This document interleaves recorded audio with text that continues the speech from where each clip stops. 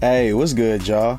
Spring ball is finally here, but I can't even lie to you, I'm nervous as hell. Lining up against players like Dallas Turner, Caleb Downs, and Kool-Aid McKinstry ain't something I think a lot of people look forward to doing. But if it's gonna make me better, then fuck it. And sometimes I forget, they still gotta guard me too. But anyways, as y'all know, I like to always get down to the field early and get some of my own work in. It always felt like it gave me a peace of mind and helped me lock in way better and focus on the task at hand. I also like to use this time to build chemistry with my quarterback. I really ain't know Tyler all too well, but I had been chopping it up with Jalen Milroe since day one.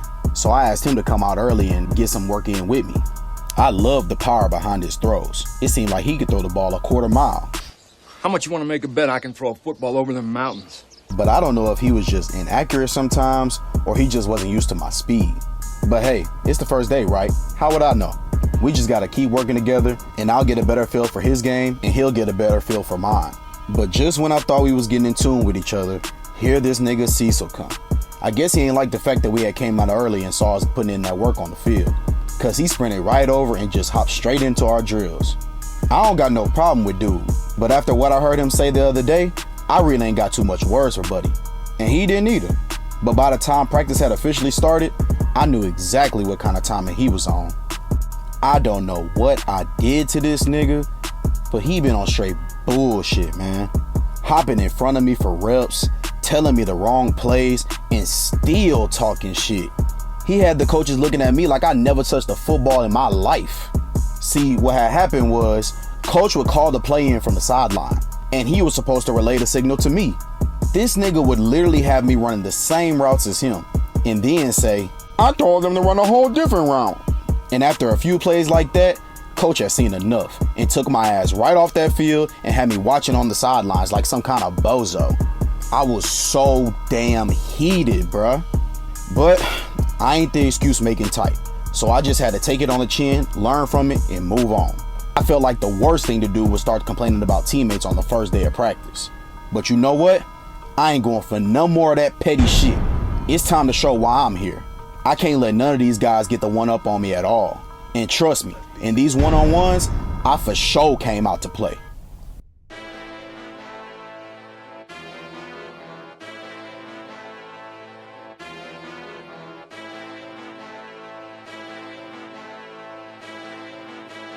Hey, yo, God, this is crazy.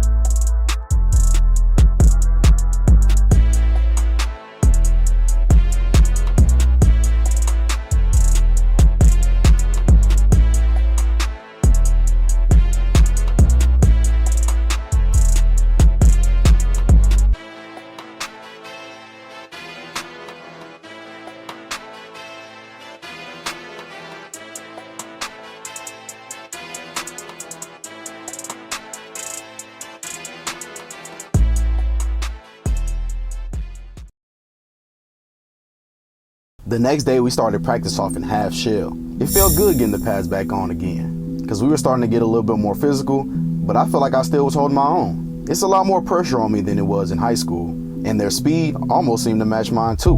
But the competition quickly got rid of those nerves I had on the first day.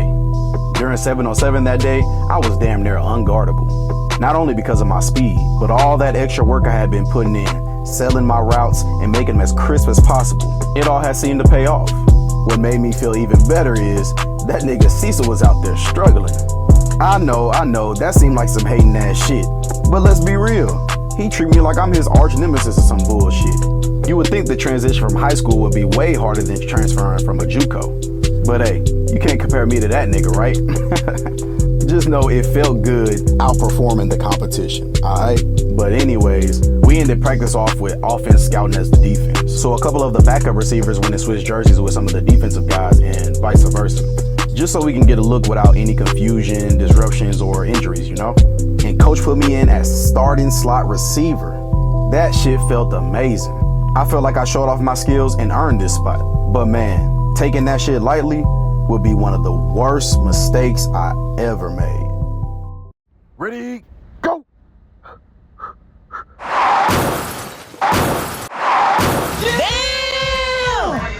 When I tell y'all I've never been hit like that in my life, that ain't no ha-ha hee-hee ass joke. That shit felt like I got hit by a granny driving a fucking Prius and reversing back over me just to make sure that bitch hit me. But damn, all I could think of in that time was why? Why am I here? Why am I on the ground? Why is coach yelling? And why is this nigga... The next thing I remember is being on the sideline, watching Cecil run routes on the field and catching passes. They had put me on concussion protocol for the rest of the day. I was devastated. They put me out before I can even really show them who I am. Nah, bro, nah. I can't let this happen. Oh no, this can't be. This is my team. He's taking my reps, catching my passes, raising his stock to be a starter. Man, fuck that. I ain't going out like no hoe. This bitch ass nigga finna pay, and I know just the thing to do. The next day at practice, we finally suited up to full pads. Same routine as yesterday. But we fully suited up now, and everybody was tense, ready to smack a motherfucker and show who's who. I headed in early to check in with the training staff after studying what felt like the concussion Bible. I was not about to sit out for a whole spring ball over some measly ass concussion. I let them run their test on me, and I passed with flying colors. It was time to suit back up, but even better, time to get revenge. Practice started off like normal, running routes on air, getting footwork drills in, and doing a couple walkthroughs for game situations. But shit, looks like we doing offense scouting for the offense again. And look who they got lined up on me. Ready, go!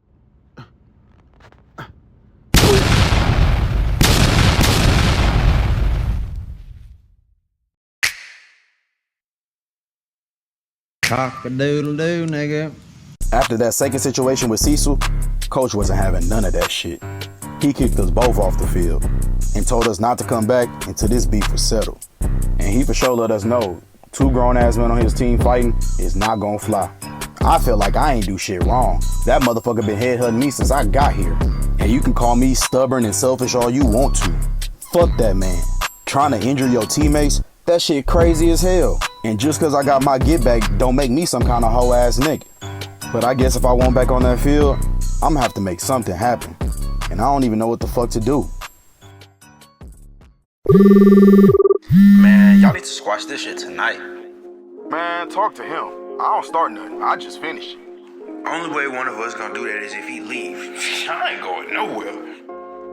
Y'all hurting the team, man. I'm already in my own position battle. I don't need my receivers fighting and making it harder for me. Shit, it is what it is, Jalen. That nigga on some hating ass nut shit. I gotta show I ain't no bitch. I ain't let nobody press me. I don't care who it is. Jalen, this our competition. If you don't like the heat, my nigga, stay out the kitchen. He soft as hell, and he ain't even close to me or the other receivers we got. Like I said, he gonna be out the rotation by spring ball. Well, y'all need to stop with that fight shit on the field, or both y'all gonna be out this motherfucker. Y'all both talented, and I promise you, if we work together, y'all gonna get y'all touches, man. Yeah, alright, bro. Whatever you say. Man, fuck that nigga. You know what? Jalen got a point. But if I back down now, I'm gonna be dealing with this shit for the rest of the season. The spring game is only 3 weeks away. I just need to prove myself and show that I deserve that starting spot. Cause right now, it ain't looking too good. But I most definitely ain't gonna lose to no 30-year-old JUCO nigga. But damn, I'ma catch y'all on the next one. I gotta go see what I'ma do about this crazy ass nigga.